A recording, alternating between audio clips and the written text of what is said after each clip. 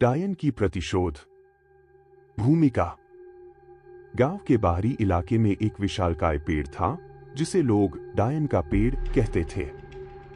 इस पेड़ के बारे में कहा जाता था कि यहाँ एक डायन की आत्मा वास करती है जिसने वर्षों पहले गांव के लोगों से बदला लेने का प्रण लिया था। इस पेड़ के आसपास कई घटनाएं घटीं जिससे गांव के लोग बेहद डरे हुए थे। नीलम और उसका छोटा भाई रवि गांव के बाहरी हिस्से में एक पुराने कच्चे मकान में रहते थे। उनके माता पिता का वर्षों पहले निधन हो चुका था और अब नीलम ही रवि का ख्याल रखती थी। रवि एक दिन स्कूल से लौटते समय उस पेड़ के पास से गुजरा। उसे ऐसा लगा जैसे किसी ने उसे पुकारा हो, पर आसपास कोई नहीं था। उस रात रवि ने बुरे सपने देखे। एक सफेद साड़ी पहनी औरत जिसके बाल बिखरे हुए थे और आंखें खून की तरह लाल थीं, उसे लगातार देख रही थी। रवि की हालत दिन ब दिन बिगड़ती जा रही थी। वह बुखार में तप रहा था और अक्सर नींद में चीखता था। नीलम उसकी चिंता में घुलती जा रही थी। एक दिन रवि ने नीलम को बताया कि वह औरत उसे बार बार बुला रही है और कह रही है कि अगर वह पेड़ के पास नहीं आया तो उसकी जान ले लेगी। नीलम ने तुरंत पंडित जी से संपर्क किया। पंडित जी ने बताया कि यह सब डायन के श्राप का परिणाम है और इसे समाप्त करने के लिए विशेष पूजा करनी होगी।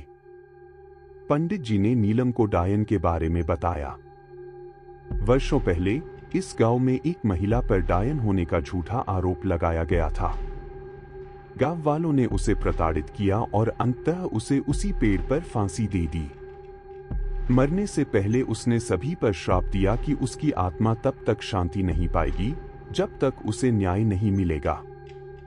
पंडित जी ने कहा कि इस श्राप को समाप्त करने के लिए नीलम को बहुत साहस और धैर्य की आवश्यकता होगी। नीलम ने अपने भाई की रक्षा के लिए किसी भी हद तक जाने का निर्णय लिया। पंडित जी और नीलम ने मिलकर विशेष पूजा की तैयारी की। पंडित जी ने बताया कि पूजा के दौरान डायन की आत्मा उन्हें डराने की कोशिश करेगी, लेकिन उन्हें दृढ़ निश्चय के साथ पूजा पूरी करनी होगी। नीलम ने पंडित जी की बात मानी और पूरी तैयारी के साथ पूजा की रात का इंतजार किया। रात का समय आया। आसमान में बादल छाए हुए थे और चांद हल्की रोशनी दे रहा था। हवाएं तेज चल रही थीं, जैसे किसी अनहोनी की सूचना दे रही हो। नीलम और पंडित जी ने अपनी पूजा की सामग्री एकत्रित की और पेड़ की ओर बढ़े। जैसे ही वे पेड़ के पास पहुंचे, उन्हें एक अजीब सी ठंडक का एहसास हुआ। पेड़ के पास पहुंचते ही पंडित जी ने मंत्रोच्चार शुरू किया और नीलम ने पूजा की सामग्री सजाई। जैसे ही पूजा शुरू हुई, वातावरण में अजीब सी हरकतें होने लगीं।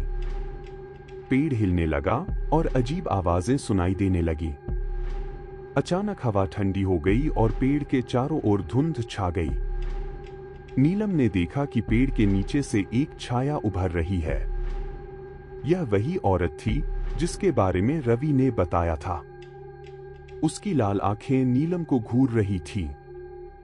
नीलम के दिल की धड़कनें तेज हो गईं, लेकिन उसने अपनी हिम्मत नहीं हारी और मंत्रोच्चार जारी रखा। डायन की आत्मा ने नीलम पर हमला करने की कोशिश की। उसने हवा में तैरते हुए नीलम के चारों ओर चक्कर लगाए और उसकी पूजा को बाधित करने का हर संभव प्रयास किया। अचानक पेड़ की शाखाएं नीलम की ओर बढ़ने लगीं, जैसे कि उसे जकड़ना चाहती हों। लेकिन नीलम ने अपनी आंखें बंद की और मंत्रों का उच्चारण करना जारी रखा। उसकी आवाज में दृढ़ता और साहस था, जो धीरे धीरे डायन की शक्ति को कम कर रहा था। डायन की आत्मा जोर जोर से चीखने लगी। उसने नीलम से कहा कि उसे न्याय चाहिए। नीलम ने वादा किया कि वह उसकी कहानी गांव वालों को बताएगी और उसे निर्दोष साबित करेगी। डायन की आत्मा रोने लगी और अंततः शांत हो गई। पेड़ के चारों ओर की धुंध छंट गई और वातावरण में शांति छा गई। गांव में फिर से शांति लौट आई और रवि पूरी तरह स्वस्थ हो गया। नीलम की हिम्मत और साहस की कहानी पूरे गांव में फैल गई। गांव वालों ने डायन के पेड़ को सम्मानित किया और उसकी कहानी को हमेशा के लिए याद रखा। नीलम ने गांव वालों को उस महिला की सच्चाई बताई और गांव ने उसे निर्दोष मान लिया।